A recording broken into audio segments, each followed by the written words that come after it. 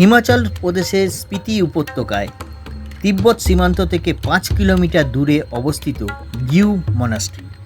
এই মনাস্ট্রিটি অত্যন্ত রহস্যময় এবং আকর্ষণীয়।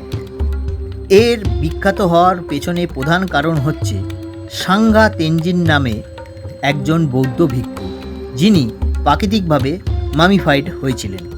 বলা হয় এই মামিটি প্রায় 500 বছরেরও পুরনো। মিশরের মামির মতো এখানে কোনো রাসায়নিক দ্রব্য ব্যবহার করা হয়নি। প্রচণ্ড ঠান্ডা এবং শুষ্ক আবহাওয়ার কারণে এই সাঙ্গা তেনজিনের বডি প্রায় শুকিয়ে গেছিল। মামিটি ধ্যানের ভঙ্গিতে বসে আছে, এমনকি তার মাথার চুল ও দাঁত আজও দৃশ্যমান।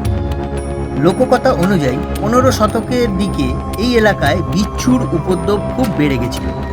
গ্রামকে রক্ষা করার জন্য সাঙ্গা তেনজিন, যিনি একজন বৌদ্ধ ভিক্ষু ছিলেন, নিজেকে জীবিত অবস্থায় মামিফাইড করেন এবং লোকের বিশ্বাস অনুযায়ী তিনি যখন মারা যান আকাশ জুড়ে রামধনু দেখা গিয়েছিল এবং গ্রামটি বিচ্ছুর হাত থেকে রক্ষা পেয়েছিল, কারণ সাঙ্গা তেনজিন কোনো মন্ত্রপুত কিছু করেছিল বলে লোক বিশ্বাস করে। মে থেকে অক্টোবর মাস পর্যন্ত এখানে আসার উপযুক্ত সময়।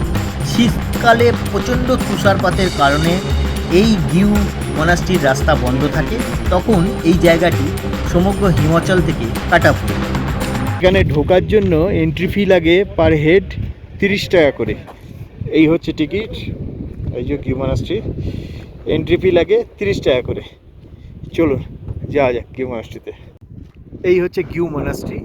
এই মনাস্ট্রিটা বিখ্যাত হওয়ার কারণ একটাই, এই কারণে যে এখানে একটা মামি আছে সাঙ্গা তেনজিন নামে, এক বৌদ্ধ ভিক্ষুর মামি।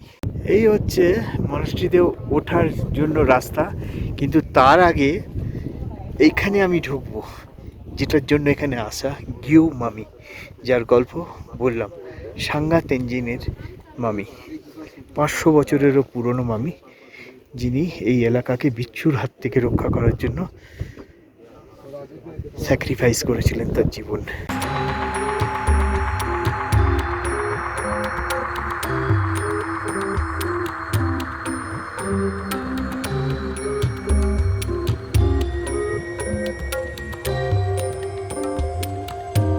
আচ্ছা, এবারে আমরা গিউ মনাস্ট্রির উপরে যাচ্ছি।